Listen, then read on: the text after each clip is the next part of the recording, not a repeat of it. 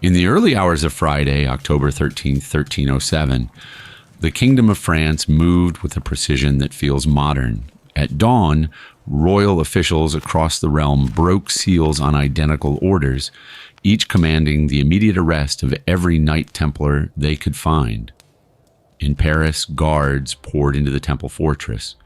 In distant villages, bailiffs knocked on doors that had been sacred for nearly 2 centuries. By nightfall, one of the most powerful organizations in medieval Europe was officially broken. History often presents this moment as a masterstroke by King Philip V, a perfectly timed strike against a dangerous order. Yet the more closely the events are examined, the more unsettling the picture becomes. The Templars were not a small sect hiding in shadows. They were bankers, soldiers, landowners, and administrators spread across thousands of commanderies from Ireland to the Holy Land. Coordinating their complete surprise would have required secrecy on an impossible scale. And yet, something feels wrong. Arrest records show inconsistencies. Some commanderies were found nearly empty. Others reported missing leaders who should have been present. In several regions, officials arrived to seize documents and treasure, only to find vaults disturbed, inventories incomplete, and silence where activity had thrived days before. If the operation was flawless, why did so much slip through the king's fingers? Even the speed of the arrests raises troubling questions. Messages traveled faster than expected. Orders were obeyed with little hesitation. No leaks were supposed to exist, yet the aftermath suggests foreknowledge. What if the Templars were not caught off guard at all? What if October 13th was not the end of the order, but the moment its visible form was deliberately erased? Because when an institution of that size collapses overnight without resistance, historians are left with an uncomfortable possibility. Perhaps the arrests succeeded only because the most important pieces were already gone, leaving behind a hollow shell for the crown to shatter forever. Once the arrests were complete, the justification followed quickly, delivered in a cascade of accusations so extreme they bordered on parody. The Knights Templar, once praised as defenders of Christendom, were suddenly charged with heresy, blasphemy, sodomy, and the worship of a mysterious idol known only as Baphomet. Under oath, they were accused of spitting on the cross, denying Christ, and performing obscene initiation rites in secret chambers. To modern readers, the charges sound medieval in the worst sense, but even contemporaries were uneasy.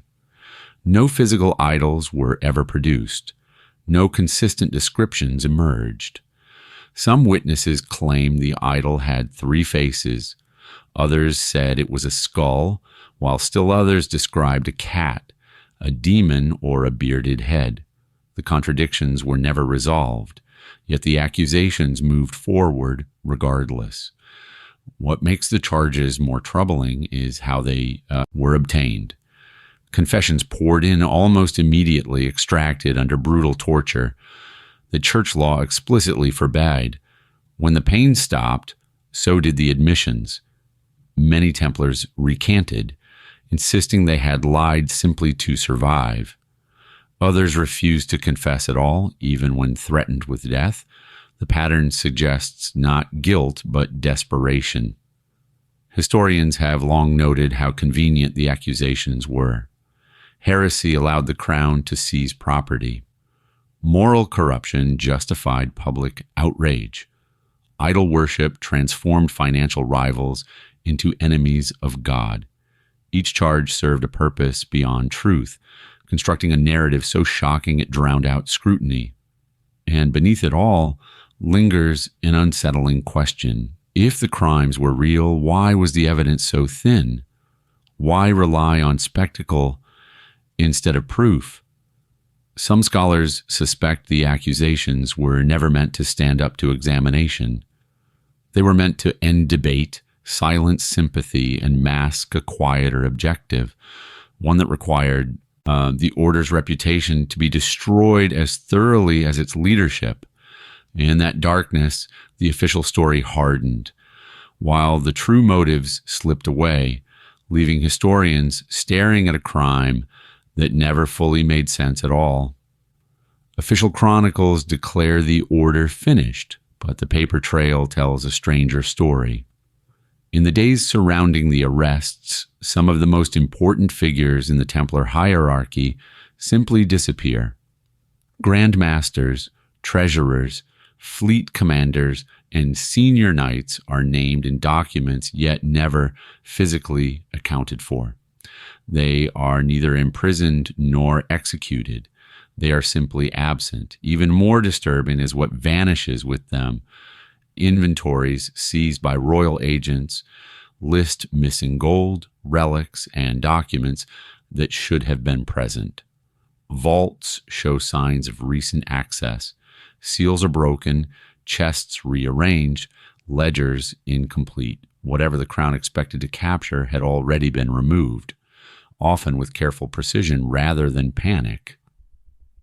Nowhere is this absence louder than at sea. The Templars maintained ships, ports, and experienced sailors, yet no comprehensive seizure of their fleet is recorded. At key harbors, ships that existed on paper no longer existed in reality. No wreckage was reported, no naval battles occurred. The vessels were simply gone, as if they had slipped beyond the reach of royal authority overnight. History prefers clean endings, but this one refuses to stay tidy. When an organization collapses, chaos usually follows. Refugees leave traces. Panic creates mistakes. Yet here the silence is almost surgical. What remains feels staged, like a deliberately abandoned set after the actors have left. This is where suspicion hardens into something more unsettling. Vanishing leaders, missing treasure, absent ships, and hollow strongholds all point toward coordination. Not escape born of fear, but withdrawal executed with discipline. If the Templars were truly annihilated, someone forgot to account for the most valuable pieces. And so the vanishing act begins. Not with smoke or spectacle, but with gaps in the record that grow harder to ignore. In those gaps, historians sense intention, because accidents rarely erase themselves so completely. The unanswered question lingers, whispering that what disappeared first was not the order, but the story history expected to tell, and few dare admit how that silence may have been built. The arrests of October 1307 were made possible by sealed letters sent from King Philip IV to his officials across France, with strict instructions not to open them until a specific date. On paper, it was a masterclass in secrecy. In reality, those letters reveal cracks in the story that refused to close. Some were opened late, others arrived days behind schedule. A few never reached their destination at all. When royal agents finally rode out to carry out the arrests, they encountered scenes that did not match expectations. Certain Templar commanderies, once busy with daily prayer, finance, and logistics, were eerily quiet. Beds were unused, kitchens cold, stables half empty. In more than one location, officials recorded confusion at finding fewer men than listed in official rosters. These were not isolated incidents, but patterns scattered across regions. If the sealed letters had worked as intended, every house should have been caught frozen in time. Instead, the evidence suggests movement. People had left, activities had ceased. Some commanderies appeared deliberately abandoned rather than hastily fled. There were no signs of panic, no broken doors or scattered possessions. It looked as if departures had been planned, not forced. Even more troubling is how little attention this received at the time. Officials noted the inconsistencies, then moved on. No urgent investigations followed. No questions were raised about where the missing knights had gone. The narrative pressed forward as if absence itself were proof of guilt. For historians, these empty houses pose a disturbing problem. If the arrests were perfectly synchronized, why were some locations already silent? Either information leaked on a scale never officially acknowledged, or the Templars were acting on warnings history prefers not to explain. In either case, the sealed letters tell only part of the story, while the missing commanderies hint that the order may have begun vanishing long before the knock ever came.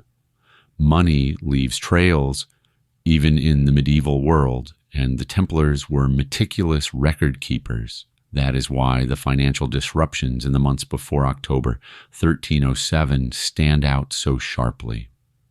Across Europe, accounts tied to Templar commanderies show unusual withdrawals, transfers, and consolidations. Large sums were moved quickly, often without explanation, and then disappear from the surviving records entirely. Royal auditors expected to seize enormous wealth, and in some cases they did, but what they found rarely matched expectations. Gold reserves were smaller than projected. Deposits entrusted to the order were missing. Ledgers referenced transactions that could no longer be traced. It was as if the financial heart of the order had quietly emptied itself. What makes this more unsettling is the timing. These movements occurred before the arrests, not after. That detail alone challenges the idea of a sudden collapse. Panic-driven flight usually creates chaos in accounts. Here, the activity appears deliberate, orderly, and controlled. Someone knew exactly what needed to be moved and when. Even more confusing is where the wealth went. No kingdom records receiving it, no rival banks report sudden influxes. The money seems to dissolve into the margins of history. Some speculate it was transferred to sympathetic rulers. Others believe it funded escape operations, ships, and safe havens beyond papal reach. Whatever the destination, the implication is unavoidable. The Templars did not lose control of their finances during the crisis. They exercised it, and that quiet, calculated movement of assets suggests preparation, not surprise, leaving historians to wonder what plans required such secrecy and why those plans were never meant to be followed on paper. To medieval Europe, the Templar system was a marvel of organization. Commanderies stretched from England to the eastern Mediterranean, connected by roads, ports, and trusted messengers. Officially, this network existed to fund crusades and protect pilgrims. But after 1307, its structure begins to resemble something else entirely. The order possessed safe houses spaced a day's travel apart, reliable maritime routes, and allies embedded in courts and churches. Communication moved faster within the Templar system than through royal channels. Supplies could be rerouted without attracting attention. Men could travel under the protection of familiar symbols and oaths. Seen through this lens, the infrastructure looks less like a banking empire and more like a continental evacuation plan. What is striking is how little improvisation seems necessary. Escape routes do not appear to be invented in haste. They already existed. The same paths used to move money and messages could just as easily move people. Ports that handled grain and silver could handle ships filled with fleeing knights. Remote commanderies doubled as staging points beyond political scrutiny. This does not prove the Templars planned their downfall, but it raises an uncomfortable possibility. An organization built for secrecy, mobility, and trust does not need chaos to vanish. It needs timing. If the order chose to withdraw its core members and resources while leaving enough behind to satisfy its enemies, the network would have allowed exactly that. In this light, the collapse of the Templars begins to look less like destruction and more like transformation. The system remained. Only its visible purpose disappeared, leaving historians to question whether the greatest trick the order ever performed was convincing the world it had nowhere to go. In 1307, La Rochelle was more than a port. It was the maritime heartbeat of the Knights Templar, a fortified harbor on the Atlantic coast where goods, money, and men moved quietly in and out of France. Contemporary records confirm that only days before the arrests, the port was active, staffed, and functioning normally. Ships were docked, supplies were logged.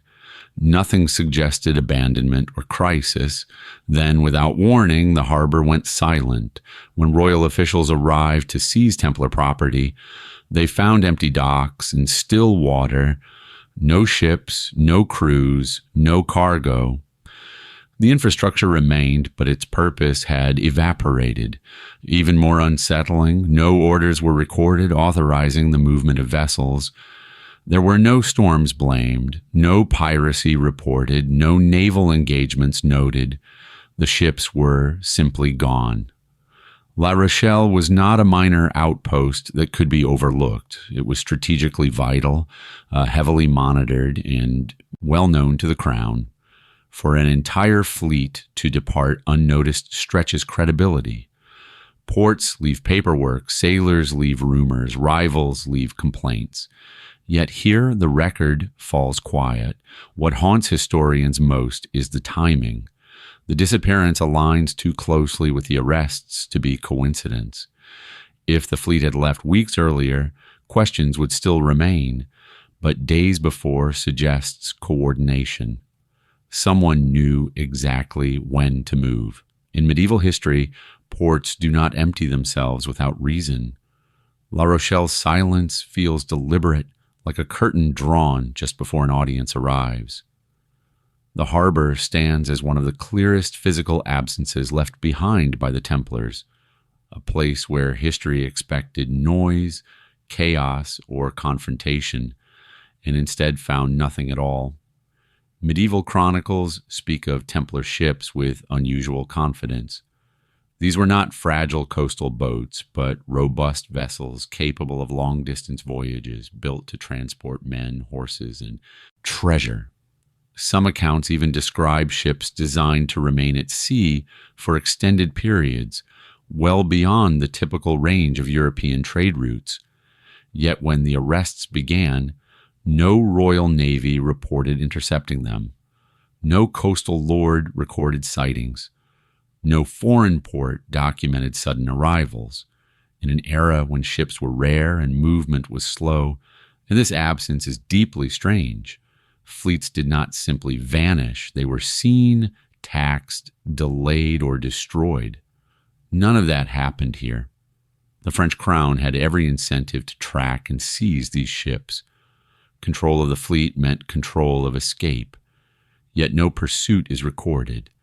No orders survive demanding coastal searches. It is as if the possibility of flight by sea was quietly ignored, or worse, already considered lost. Some historians argue the ships must have been few in number. Others suggest they sailed under false flags or split into smaller groups. But even these explanations fail to account for the total silence. Ships leave wakes. In the historical record, they generate correspondence, disputes, and eyewitnesses. The Templar fleet generates none. This absence has led some researchers to a chilling conclusion. Perhaps the ships did not vanish suddenly in October 1307 because they were never meant to be seized. Perhaps their disappearance was already complete by the time history began looking for them. In that case, the missing fleet is not a mystery of loss, but of timing, suggesting the most important movements happened just beyond the moment official attention began. What, then, did those ships carry when they slipped away from La Rochelle and other ports? Men alone would have been valuable, but many believe the true cargo was far more dangerous. The Templars were not only warriors, they were custodians of documents, relics, and knowledge accumulated over 2 centuries in the Holy Land and across Europe. Inventories seized after the arrests hint at missing items that cannot be easily replaced. Sacred objects referenced but never recovered. Archives abruptly ending mid-entry. Maps described in texts but absent from collections. These gaps fuel speculation that the ships carried more than refugees. They may have carried the intellectual and spiritual core of the order. Some theories push even further, suggesting navigational knowledge that predates accepted history, or relics whose possession could challenge royal or papal authority. If true, distance would have been the only real protection. Not secrecy within Europe, but removal from it entirely.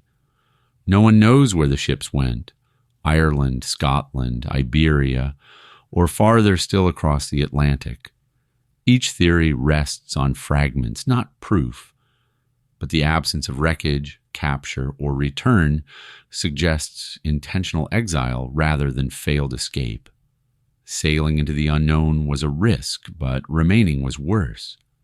If the Templars believed their survival depended on removing certain truths from reach, then the sea was not an obstacle. It was a solution, and somewhere beyond the edge of the medieval map, those ships may have completed a journey history was never meant to follow. When news of the Templar arrests spread beyond France, something unexpected happened on the Iberian Peninsula. The papal orders arrived, but the response was hesitant, cautious, and strangely slow. In kingdoms like Portugal, Castile, and Aragon, rulers delayed action for months, sometimes years, asking for clarifications, launching their own inquiries, or quietly doing nothing at all. This hesitation stands in sharp contrast to the ruthless efficiency seen in France. Official explanations cite legal caution and regional autonomy, but the pattern feels deliberate. These kings knew the Templars well. They had fought alongside them during the Reconquista, relied on their fortresses, and benefited from their financial expertise. Arresting the order outright would have weakened borders and destabilized hard-won territories. Obedience to Rome came at a real cost. More troubling is the evidence of negotiation. Letters between Iberian courts and the papacy suggest quiet discussions rather than urgency. Some rulers insisted on proof. Others demanded local trials. A few subtly reframed the accusations as political rather than spiritual. In doing so, they bought time. Time in this context was everything. It allowed Templars to disperse, reorganize, or prepare for alternatives that would not exist under immediate arrest. It also raises the possibility of private agreements, bargains struck away from public scrutiny, protection in exchange for loyalty, continuity in exchange for silence. Historians are left with an uncomfortable question. If the Templars were truly heretics, why were Iberian rulers so reluctant to act? And if they were innocent, why not openly defend them? The delay feels like a compromise, one that allowed the order to survive in altered form while preserving the appearance of obedience. In that hesitation, the first legal escape route quietly. What happened next is one of the most curious transformations in medieval history. In Iberia, the Templars did not vanish. Instead, they changed their names. In Portugal, the Order of Christ emerged almost immediately, inheriting Templar lands, castles, and personnel. In Aragon, the Order of Montesa filled a similar role. Officially, these were new institutions. In practice, they looked remarkably familiar. Former Templars were absorbed with little resistance. Their training, hierarchy, and daily routines continued with minimal interruption. Castles remained staffed. Borders stayed protected. The supposed dissolution of the order left no visible power vacuum, a fact that alone raises suspicion. Destruction usually leaves scars. Here, continuity prevailed. Even more striking is what did not happen. Templar properties were not seized by the crown in the way they were in France. Treasuries were not dismantled. Networks were not broken apart. Instead, they were repurposed. The same knights who had been accused of heresy elsewhere were suddenly deemed trustworthy under a new banner. This transformation suggests something more than convenience. It suggests intent. By allowing the Templars to survive under different names, Iberian rulers preserved valuable assets while sidestepping papal pressure. Rome could claim compliance. Kings retained their knights. The order retained its people.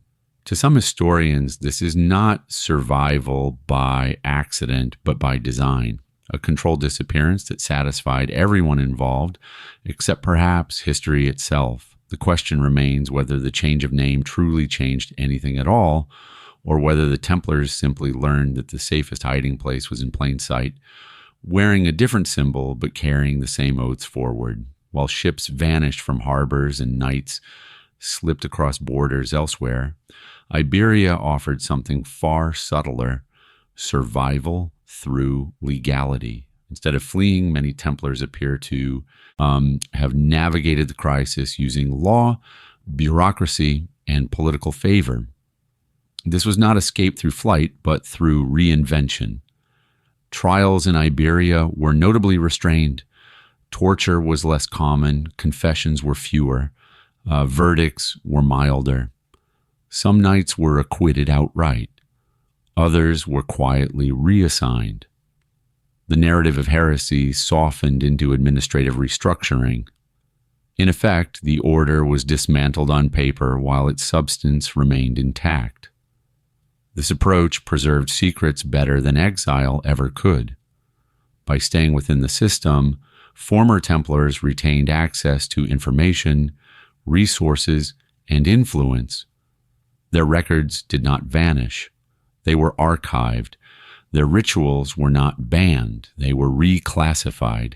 What could not be spoken openly was simply no longer named. For an order built on discipline and long-term thinking, this was perhaps the most effective escape route of all.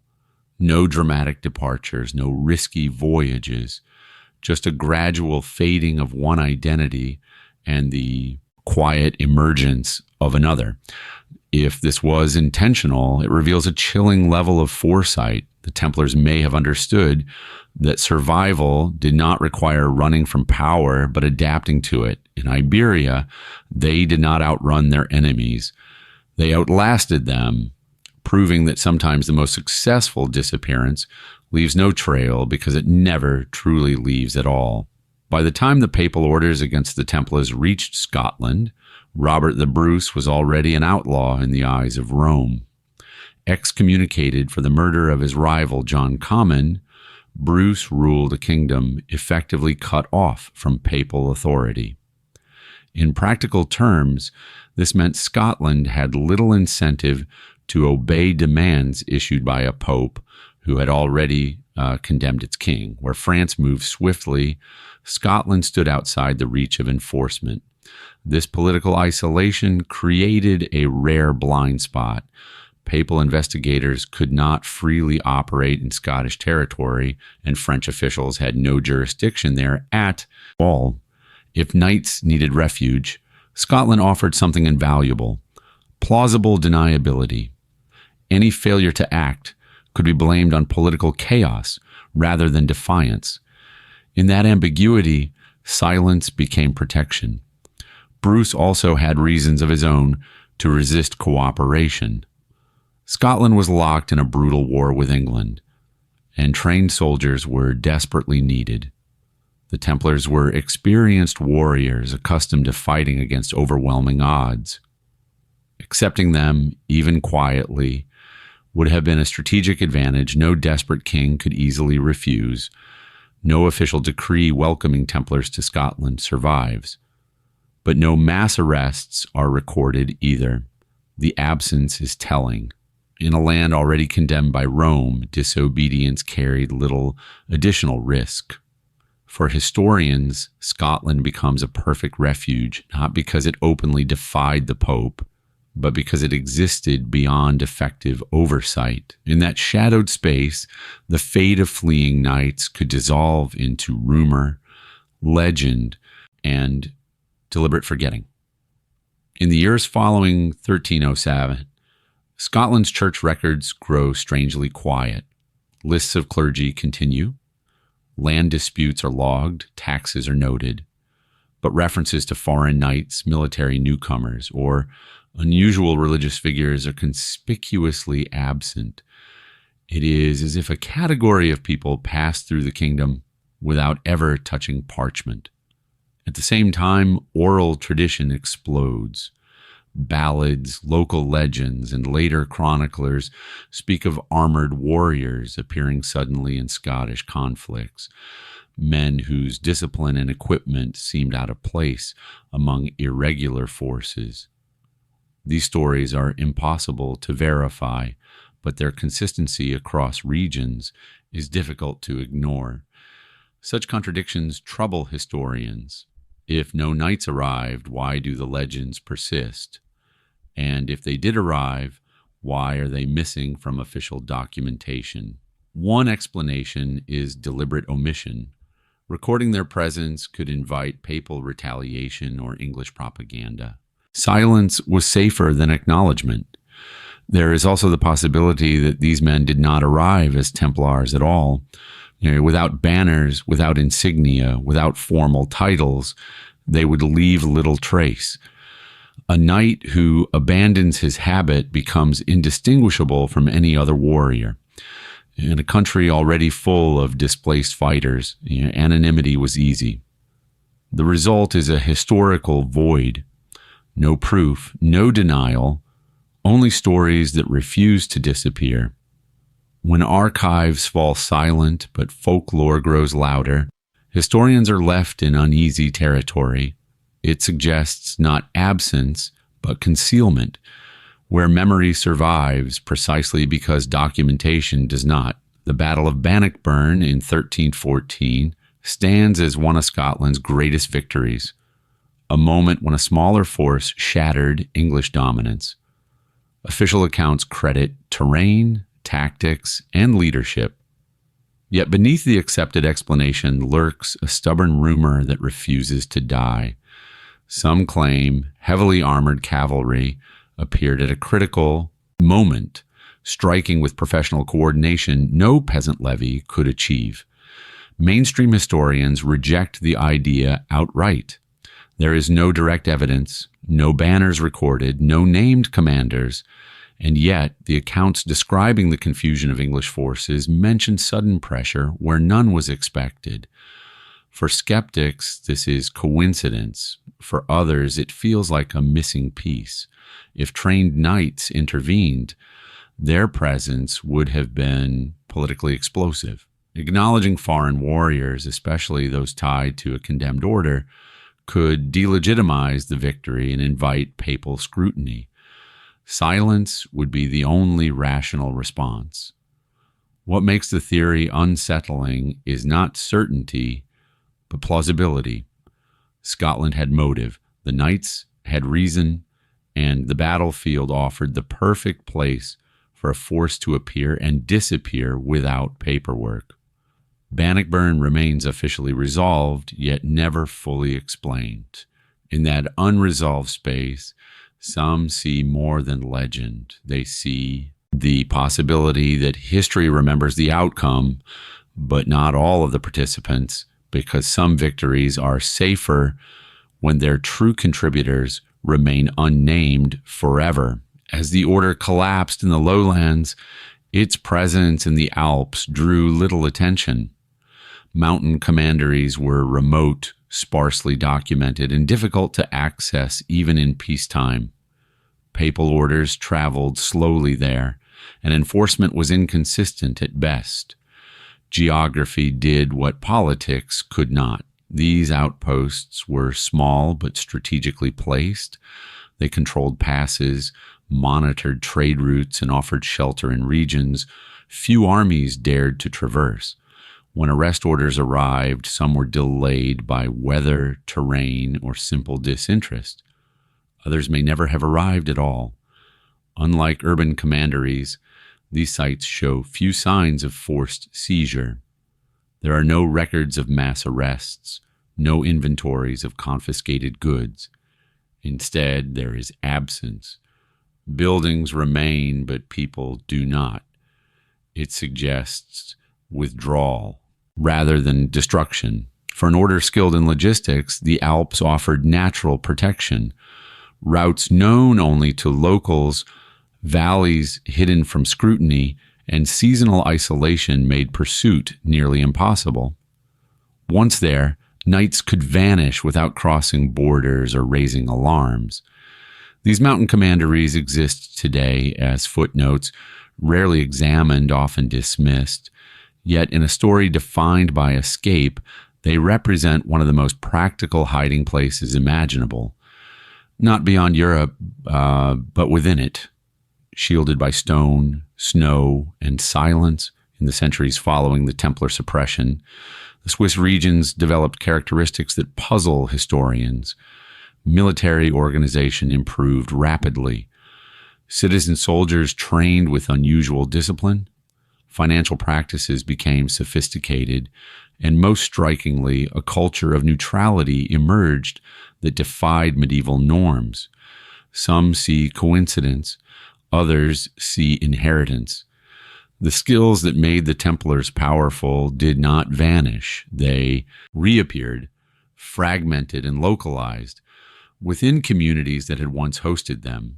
Banking knowledge, secure storage, defensive warfare. These are not learned overnight. No document links the Templars directly to early Swiss development, yet the overlap is difficult to ignore. When an order disappears, its expertise does not evaporate. It transfers quietly to those willing to receive it. Neutrality, in this view, becomes strategy rather than philosophy, a way to survive between empires without attracting attention. A lesson learned by those who had seen what happens when power becomes too visible. Whether or not the Templars influenced Switzerland directly, the timing invites speculation. An order skilled in secrecy vanishes. A region skilled in discretion rises. The connection remains unproven, but suspicion thrives in the absence of answers. Scattered through the Alpine valleys are ruins that defy easy classification.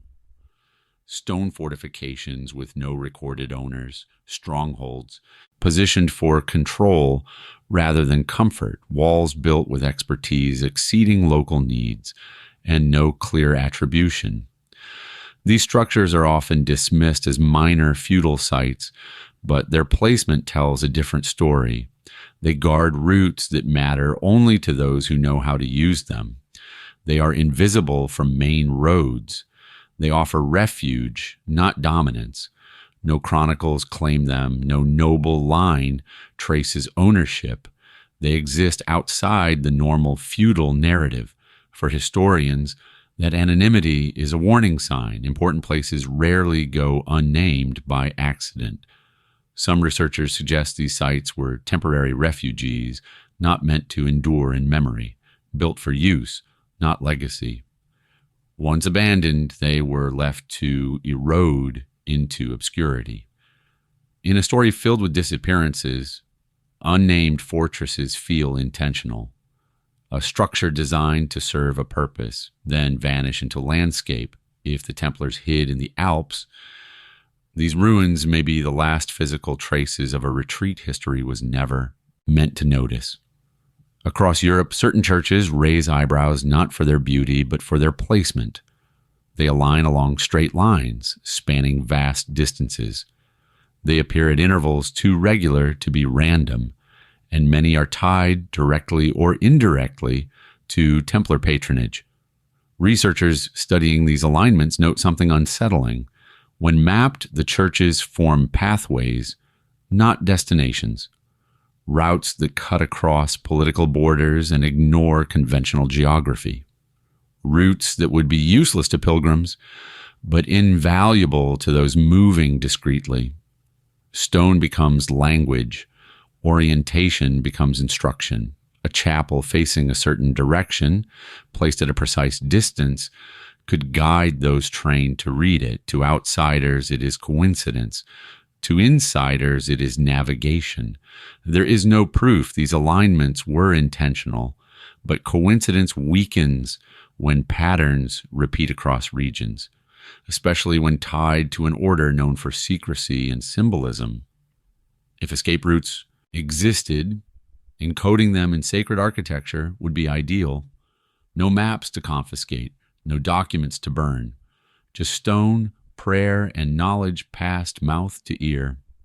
A route hidden in plain sight, waiting for those who knew how to follow it. Templar symbols appear far beyond the order's official reach. Carved crosses, geometric marks, inscriptions with no clear explanation, found on churches, rocks, and ruins, often in places historians struggle to connect to known Templar activity. Skeptics call them decorative. Others see communication. Symbols are efficient. They convey meaning without words. To those trained to recognize them, a mark could signal safety, danger, or direction. What troubles historians is how widespread these symbols are. They appear in regions with no recorded Templar presence, yet align stylistically with confirmed sites. Either the order traveled farther than records admit, or its influence persisted long after its fall. If the Templars escaped, they would need to move without attracting attention. Symbols visible only to initiates would allow exactly that. Guidance without exposure, communication without correspondence. These markings resist interpretation because they were never meant to be explained. Their purpose was temporary, functional, and secret. What remains is a puzzle of stone whispers, suggesting movement through Europe that history cannot fully track. If the Templars truly escaped along hidden routes, the most telling evidence may be what they did not leave behind. No maps detailing safe passages were ever recovered.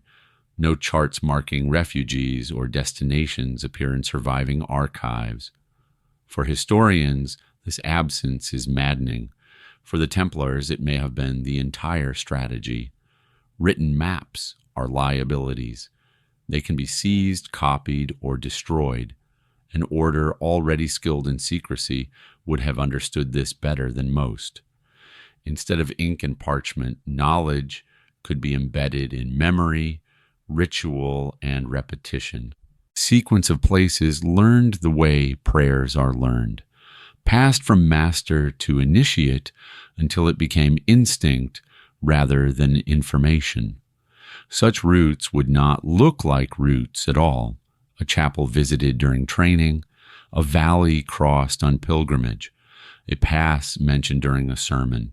Each location ordinary on its own, meaningless to outsiders, but vital when understood as part of a sequence. Miss one, and the path collapses. Know them all, and no written guide is required.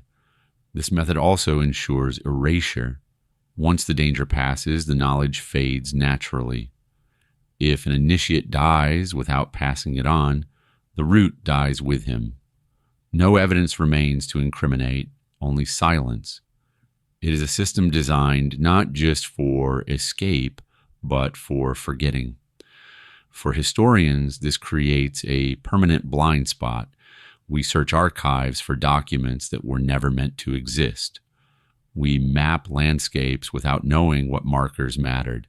If the escape routes were real, they were designed to defeat the very tools used to uncover them. The most unsettling implication is this: if the routes lived only in people, not paper, then history may never be able to prove they existed at all, and yet the consistency of disappearances, The precision of movements and the survival of fragments all suggest a plan that left no map because it never needed one.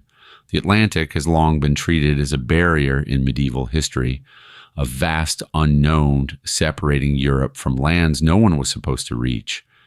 And yet, scattered across the historical record are anomalies that refuse to stay quiet, carvings that resemble European styles, structures that echo old world techniques, maps that hint at coastlines drawn with unsettling accuracy. Each example, taken alone, can be dismissed as coincidence or misinterpretation. Together, they form a pattern that unsettles even cautious scholars. Someone crossed the Atlantic before Columbus, and not by accident. The Norse did it, and that fact alone cracks the illusion of impossibility. Into this uncertainty step the Templars. They possessed ships capable of long voyages, navigational experience, and resources unmatched by most medieval institutions. More importantly, they had motive. After 1307, survival may have required leaving the known world entirely. No document states they did this, no chronicle celebrates the journey. But absence is exactly what such a voyage would produce. A successful crossing would leave no European record if there was no intention of returning. Some researchers argue that certain medieval maps contain traces of earlier knowledge, fragments copied and recopied without understanding their origin, coastlines that do not belong to Europe, islands that should not exist. These could be fantasy, or they could be echoes of information carried quietly, then partially forgotten. The idea remains speculative, controversial, and unproven. But history has a habit of resisting certainty until it suddenly collapses. If even a fraction of these anomalies point toward deliberate transatlantic contact, then the question is no longer whether it happened, but who had the means and the reason to do it. And in the aftermath of 1307, few candidates fit as well as the vanished Templar fleet. Ships leave trails, port records, cargo lists, crew disputes, insurance claims. When ships are lost, someone records the loss. When they are captured, someone celebrates the victory. The Templar fleet does neither. After 1307, it simply stops appearing. This silence is striking because the French crown had every reason to document the fate of these vessels. Capturing them would have been a triumph. Losing them would have been a scandal, yet neither appears. No pursuit orders survive. No coastal warnings are issued. No foreign complaints are logged. This suggests not destruction, but departure beyond the frame of concern. A fleet that sails and never returns creates no administrative aftermath, no widows to compensate, no cargo to dispute. It vanishes cleanly. Some argue the ships were small in number, insignificant, but La Rochelle was no minor harbor, and the order's maritime capacity was well known. To believe the fleet simply evaporated requires ignoring how closely medieval authorities monitored shipping. The lack of reaction is as telling as the disappearance itself. It is almost as if the crown assumed the ships were already beyond reach, or worse, already gone before anyone thought to look. If the fleet sailed west, the Atlantic would swallow not only the ships, but the story. Beyond that horizon, European record-keeping ends. Whatever happened next would not be written down. For historians, this is an uncomfortable boundary. We stand at the edge of the archive, staring into silence, knowing that something moved beyond it. Whether that movement was survival or exile remains unknown. But the ships that never returned continue to haunt the narrative because history offers no satisfying explanation for their absence at all. Gold can be seized, castles can be taken, men can be imprisoned, but knowledge is harder to destroy. The Templars were custodians of more than wealth. They held documents, traditions, and interpretations shaped by centuries in the Holy Land, interacting with cultures and texts far older than Europe's medieval kingdoms. Some of this knowledge may have been mundane: financial practices, engineering techniques, military logistics. But other fragments may have challenged authority itself: alternative readings of Scripture, records contradicting official histories, relics whose symbolism carried political danger. If such knowledge existed, hiding it within Europe would not have been enough. Too many rivals, too many informants, too many archives vulnerable to seizure. Distance would offer what secrecy could not: safety. Carrying this knowledge across the sea would not require certainty of survival, only the belief that remaining guaranteed loss. In that calculation, exile becomes preservation. No proof confirms what was taken or where it went, but the pattern of missing archives, absent inventories, and abruptly ending records suggests intentional removal. Something was deemed important enough to risk everything to protect. Whether that knowledge still exists is unknown. It may have been lost, transformed, or deliberately buried. But the idea that the Templars vanished to preserve something rather than themselves alone adds a darker layer to the mystery. If they fled to protect truths that could not survive exposure, then the Atlantic was not an escape route, it was a vault, one large enough to hide not just people, but ideas history was never meant to confront. The trials of the Templars were among the largest legal proceedings of the medieval world, yet the records are riddled with gaps. Entire transcripts are missing. Key testimonies are referenced but not preserved. Verdicts cite evidence no longer exists. This is not the normal decay of archives. Other trials from the same period survive in far greater detail. The selective nature of these losses raises suspicion. It suggests not accident, but removal. Some confessions survive only in summary. Others are contradicted by later recantations that disappear from the record entirely. In several cases, we know a testimony existed because another document mentions it, yet the testimony itself is gone. For historians, this creates a distorted lens. We see outcomes without processes, conclusions without arguments. The possibility that exculpatory or inconvenient statements were removed cannot be dismissed. If certain testimonies challenged the narrative of heresy, preserving them would undermine the justification for the order's destruction. Erasing them would stabilize the story. The result is a trial remembered more for its conclusions than its content, a legal proceeding stripped of its most revealing moments, and in that absence, suspicion grows that the most important words spoken during the trials were the ones history was never allowed to read.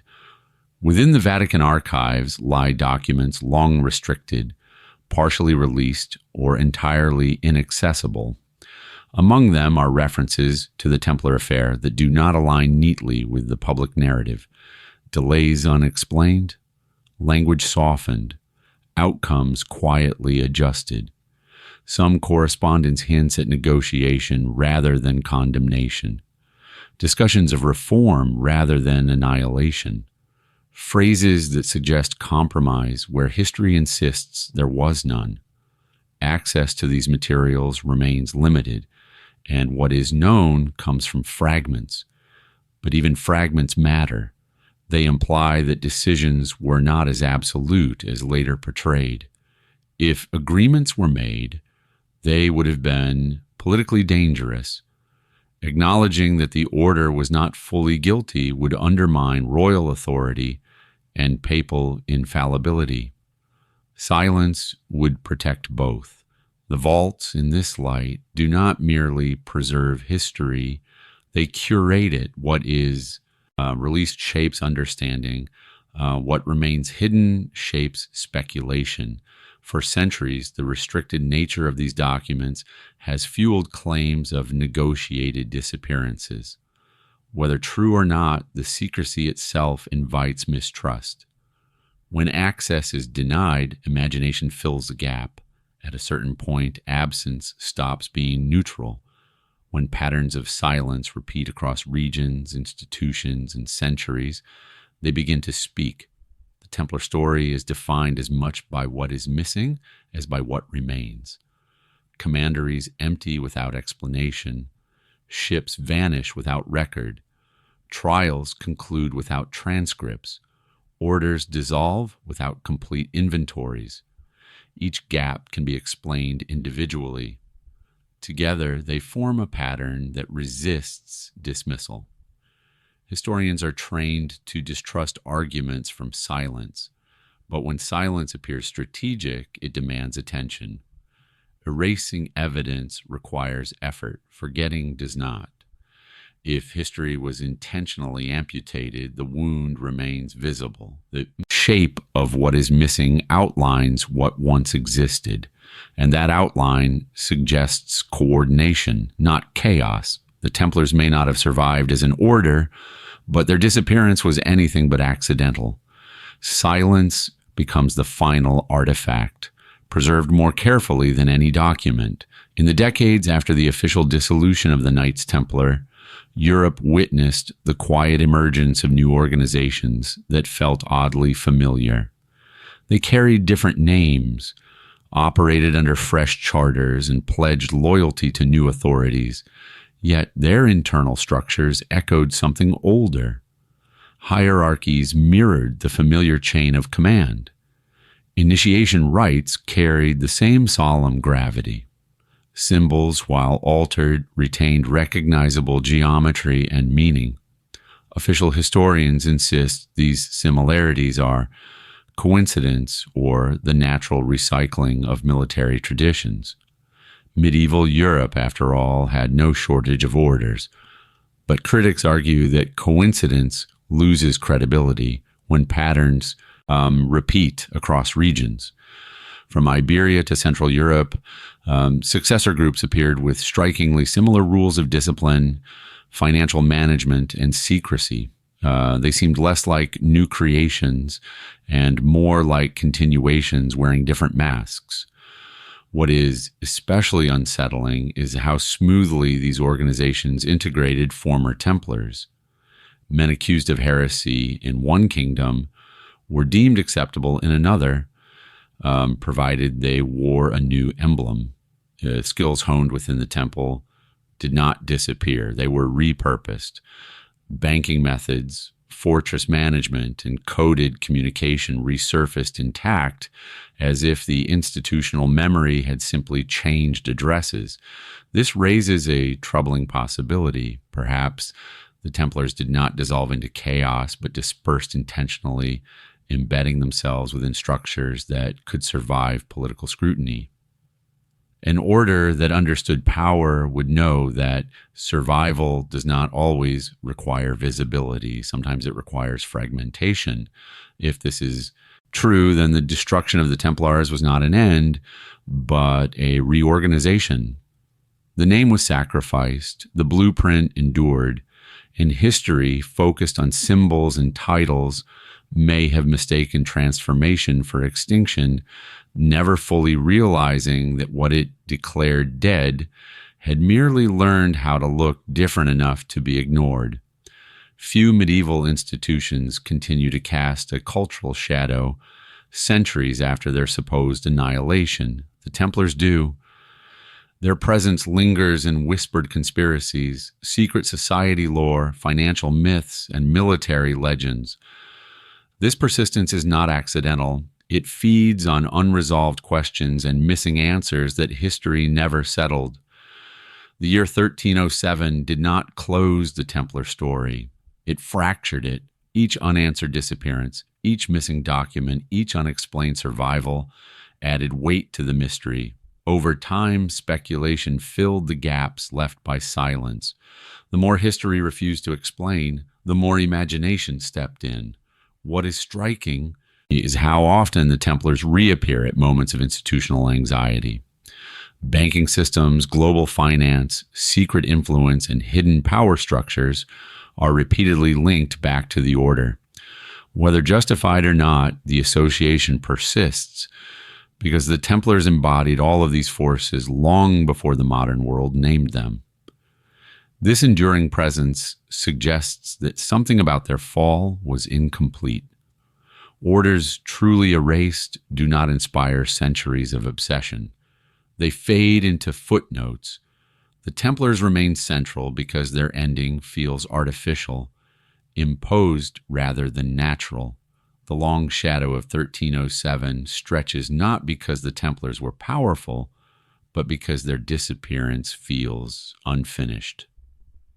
History closed the file, but never answered the questions inside it. As long as those questions remain, the order will continue to haunt the edges of the past, refusing to stay where it was buried. If the Templars survived by vanishing, the most unsettling possibility is not where they went, but how thoroughly they succeeded. Escape routes once used do not need to remain active to remain real. They only need to exist long enough to fulfill their purpose. After that, they fade into irrelevance, not destruction. Perhaps the routes were never dismantled. They were simply abandoned. Knowledge passed down for survival eventually lost urgency. Symbols eroded. Memories dimmed. What was once vital became folklore, then silence. But silence does not mean absence. Paths carved by people rarely disappear entirely.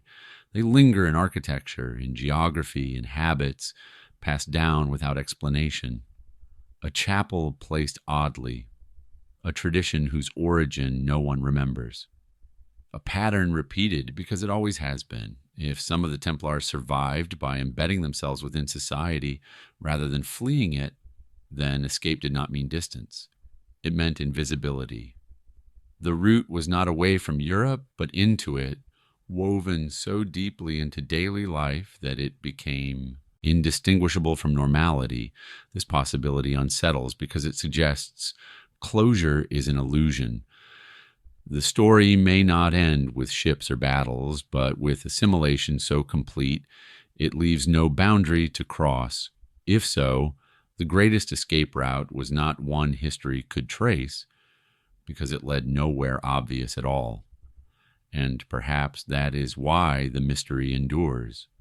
Not because the Templars vanished completely, but because they vanished just enough to convince the world they had.